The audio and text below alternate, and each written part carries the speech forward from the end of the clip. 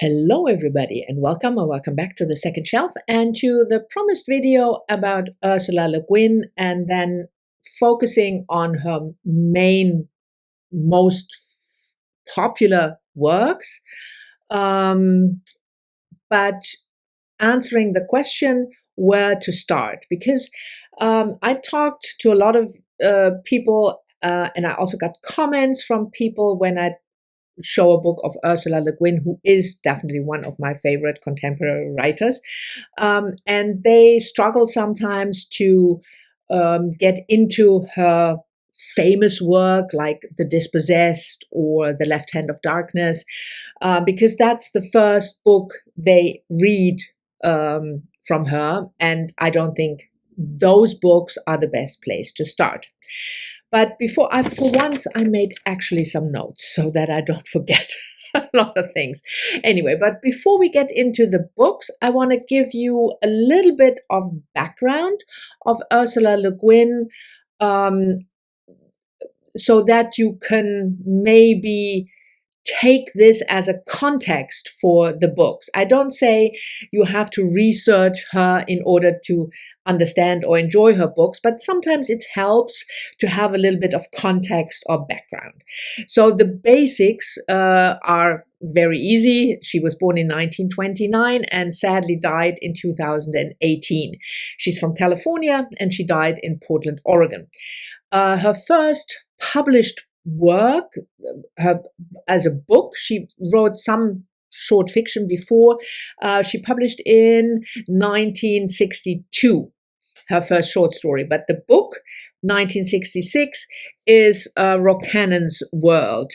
I have a bind up, Worlds of Exile and Illusion, and the first one in this trilogy is Rocannon's World. She had quite a difficult time getting into sci-fi in terms of being published. She studied at Radclyffe and her story were rejected by the university journal. They regretted that, I'm sure, afterwards. And by the time that she published in 1966 her first book, she was already married. She married in 1953. She had 3 children. And as she said herself, that also interfered with the time that she had to write, as women are prone to have difficulties when they are married and have children. But that's a topic for another video.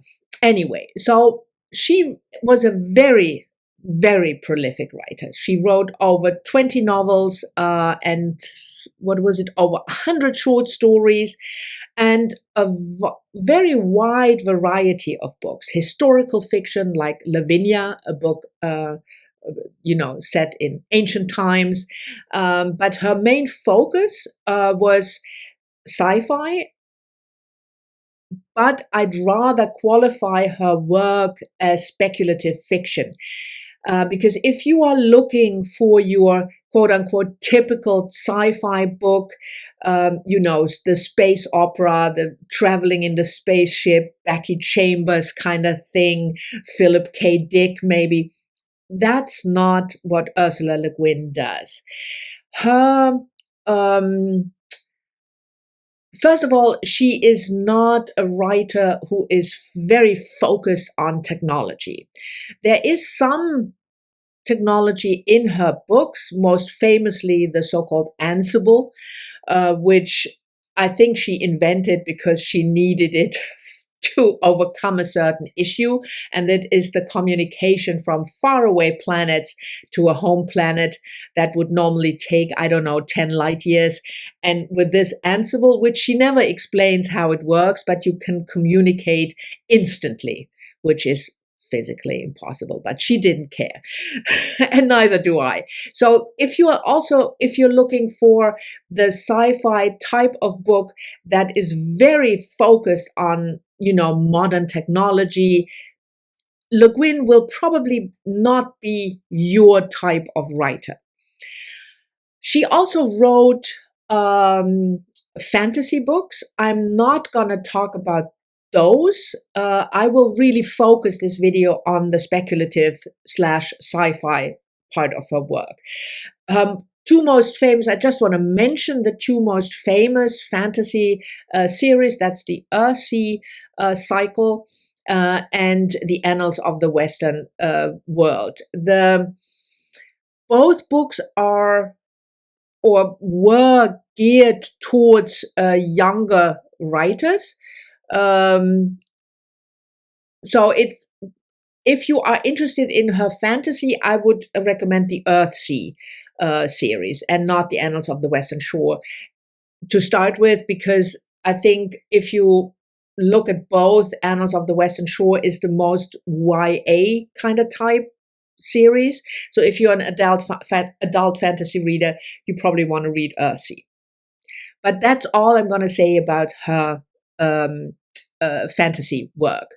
When it comes to sci-fi or speculative fiction, she was, what she did was think about a certain topic or problem or moral issue. All of her books have moral issues, moral dilemmas that we face on Earth in our time.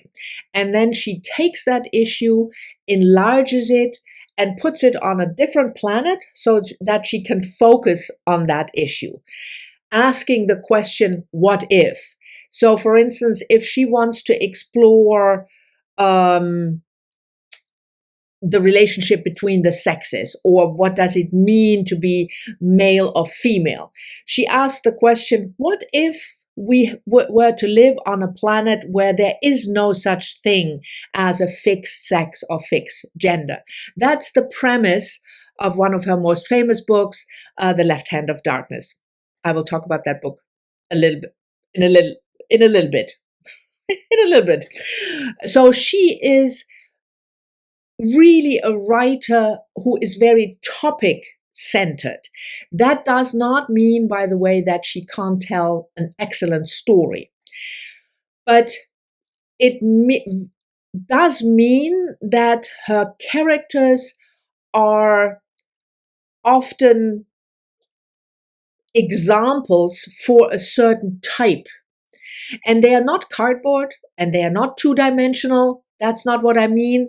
But they are more than just an individual main character. They stand for something. They stand for a certain attitude, for a certain moral position, and that's their role also in the story. And I think that's also important to remember when you read Le Guin. When you approach her work, it's also maybe helpful to know that there are a couple of topics or ideas that she was interested in through all her adult life. The first one is psychology. She was a Carl Jung fan, at least when she was young. She later departed from that, but this idea that Freud and Jung had of, the dark, repressed self, that you are maybe Jekyll and Hyde, that you have both those sides in you, is a very prominent feature in a lot of her work. Also, by the way, in the fantasy, if you read The Wizard of Earthsea, you will know what I mean. The main character, the Wizard of Earthsea, also has this Jekyll and Hyde kind of feature to himself. The other thing that she was interested for all of her life was Taoism.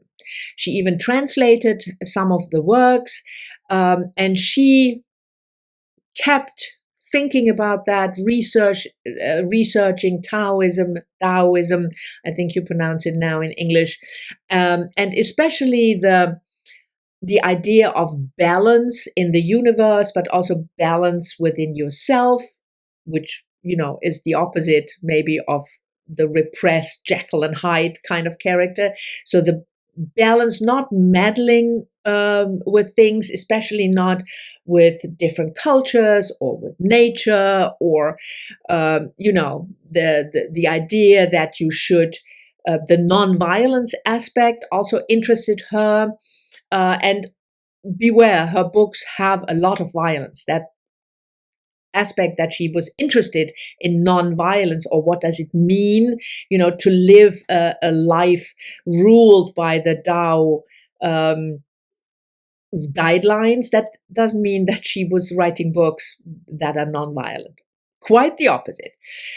And the third thing I think that was important for her was the political idea of anarchism.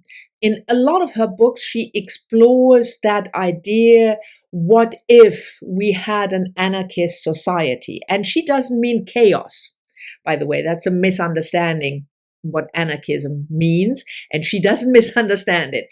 What she focuses on is this idea that you don't have a hierarchy, that you don't have oppressive measures, that you are interdependent, and you realize that, and it's a society of cooperation and solidarity without this hierarchical kind of aspect that we are used to in our society. And often she would have this anarchist society and sets it opposite our kind of society, capitalist, hierarchical, patriarchal.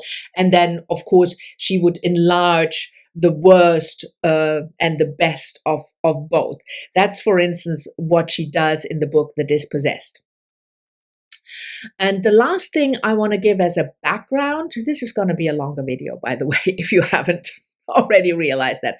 The last thing is the time frame that she entered sci-fi or speculative fiction. As I said, she was born in 1929, and she began to establish herself as a writer in the late 1950s and 1960s, the latter in particular. And at that time, sci-fi was just about to enter the so-called new wave, exploring themes like power and identity, because the world was exploring those themes as well. The civil rights movement in the US, we had the student protests in Europe, exploring the exact same themes. There were discussions of, the old gender roles. You had the women's lib starting, you had gay rights starting. So topics like gender, civil liberties, the idea of individual freedoms, that's the historical context in which she wrote. And a lot of her books are about these issues, like the gender issue. She asked the question, like I said, what if we had a planet where there was no gender, in The Left Hand of Darkness? Okay, so what I want to do now is talk about some of her most famous books to give you a kind of feel for them. But again, that's 3 books: The Lath of Heaven, The Left Hand of Darkness, and The Dispossessed. They were all published, by the way, written and published between 1969 and 1974. So she was very prolific in that time frame, late 60s, mid 70s. But again, those are not books that I would recommend to start with. Let's talk about The Left Hand of Darkness first. That book was published in, let me check, 1969. So it's the first one in this time frame period that I'm talking about. Yes, and I do have the Masterworks editions because I love them, even though the covers are hideous. You can see the yin and yang kind of sign, and these 2 figures here, the main signifying the main characters. This is, like I said, set in a world, Gethen or winter, that has no gender, or at least not the way we are used to.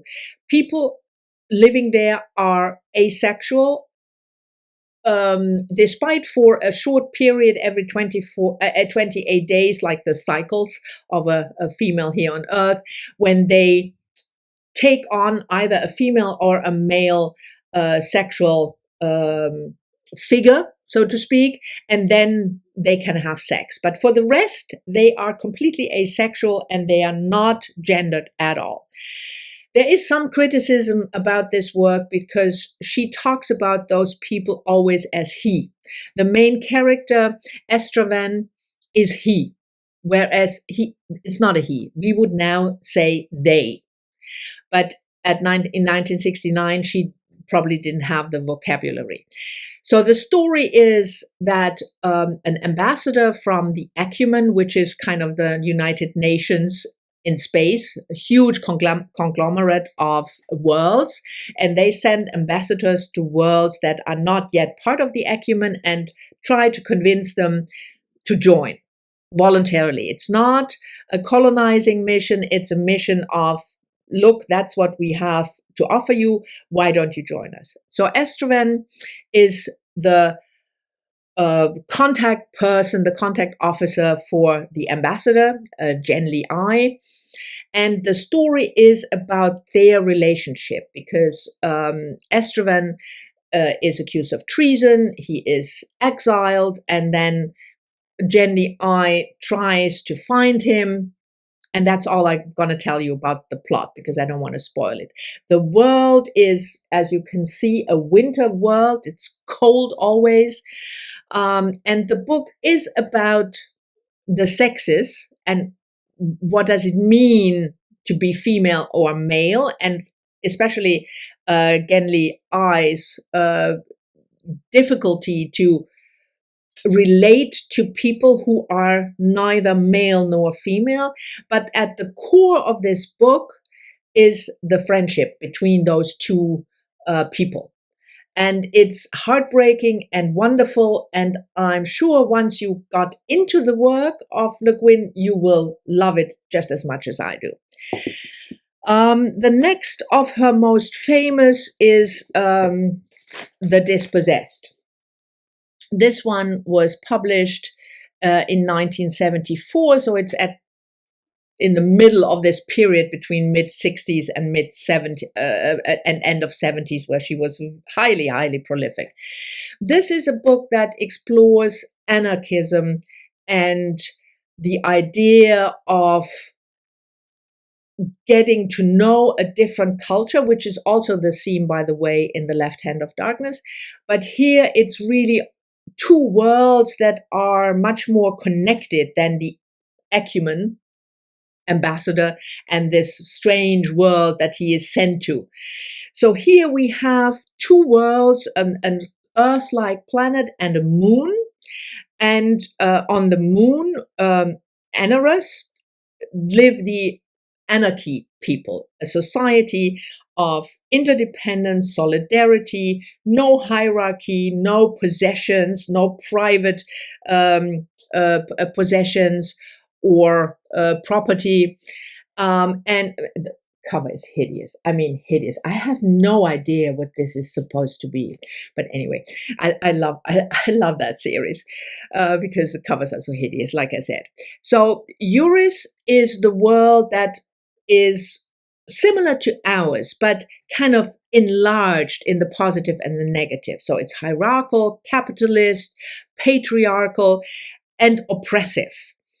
And Shevek, a scientist on Anagrams, and there is no exchange between these two worlds in the sense of you can't just travel from one to the other.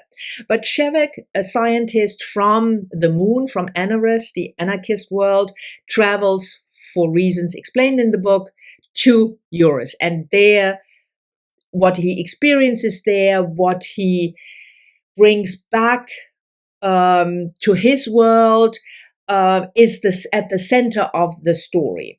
So it's kind of the stranger in the strange world theme, but with a twist.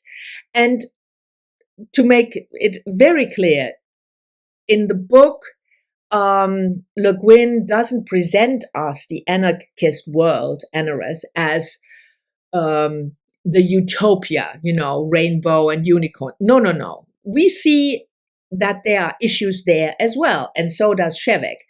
What Le Guin does best is she is one of those intelligent authors who can present to you a story, can present to you a dilemma, can present to you different ways of living, and then leave it to you to take your conclusions. So that is The Dispossessed. The third one of the very famous books is, I want to say one more thing. A lot of these books, like The Left Hand of Darkness or other books I will mention, are part of the so-called Hainish cycle. But don't, like the first book I was mentioning, Rocannon's World was the first in that cycle. But don't let that disturb you in the sense that you have to read as in a series. All the books in the Hainish cycles are standalone novels. So it does not mean you have to start with Rocannon's World and then make your way through. They are not a series. That's why she calls them a cycle and not a series. So they are completely independent, story-wise, people-wise, and there is no need to have read another book in the cycle before. Anyway, so The Lath of Heaven, that was published in 1971. The Lath of Heaven, the title is from, what was it, a Chinese philosopher? A lot of her titles have some sort of reference, like The Dispossessed is a reference probably to Dostoevsky's The Demons, which is also translated as The Possessed. The Left Hand of Darkness is part of a proverb in the book. So the title is always significant. This is a book that's set in Portland, Oregon in 2002, but not in our Portland, Oregon 2002.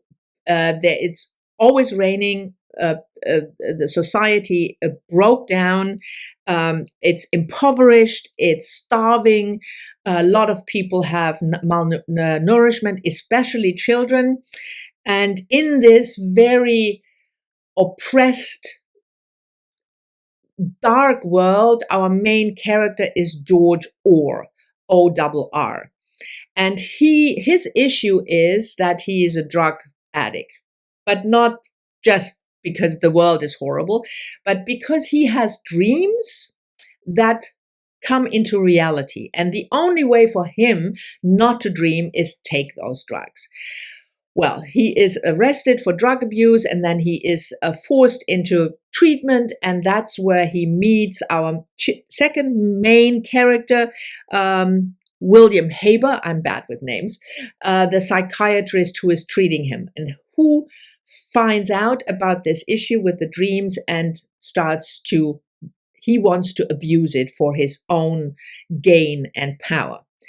And the book is about this idea, what if we could actually change the world with a dream? What would you do? Would you do it for good?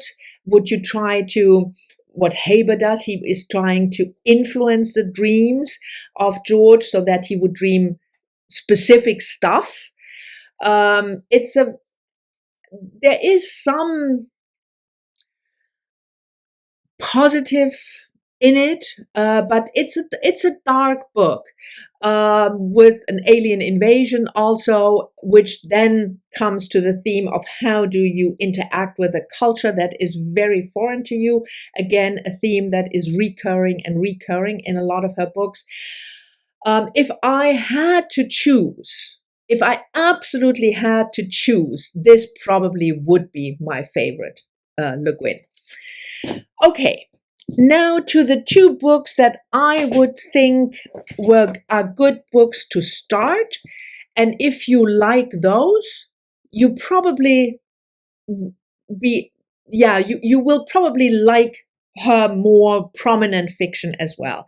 Those books are rather short, and they are kind of as if she boiled down her focus to a more simple story, still layered and good, but not as complex and complicated as those 3 books that are so famous. The first one is The Word for Word, World is Forest. This is one of her more violent books. So if you're not into that, maybe the other one is more for you. It was published in 1972, so in between the other 3 famous books. This is a book about anti-colonialism, I would say, at its core. A lot of books of hers are. So there is this planet, Aceh, I think you would pronounce it, that was colonized by humans. But there was, of course, an indigenous population. They are smaller than humans. They're humanoid, but smaller, and have this kind of greenish fur. But they have features that are humanoid. One of the main characters is Captain Davidson, and he is overseeing a logging camp where the indigenous peoples are enslaved, forced labor. He is a horrible person. There is rape, there is murder, and the Creekies, I think now Creechies, they call the indigenous peoples. They are non-violent, but that is not gonna stay.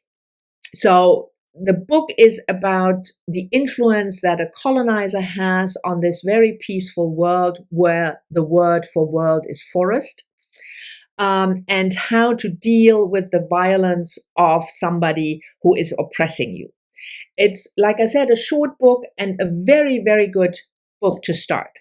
And the other book to start with, there's also violent, but it's less explicit, is The Eye of the Heron, which is a bird on that world that she is exploring. And it's the youngest book, 1978.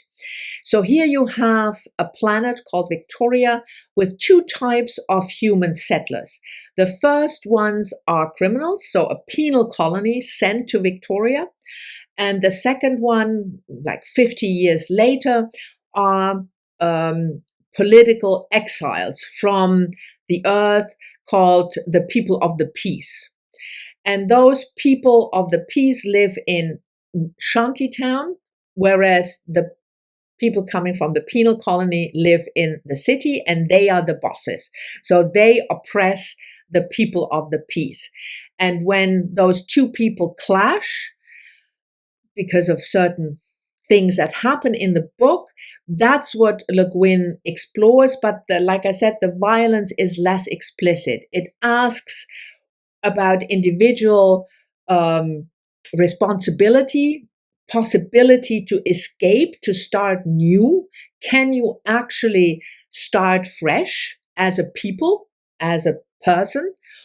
Or is it impossible to shed your past? That is what this book explores. And again, it's not a huge book. It's 200 pages, I think.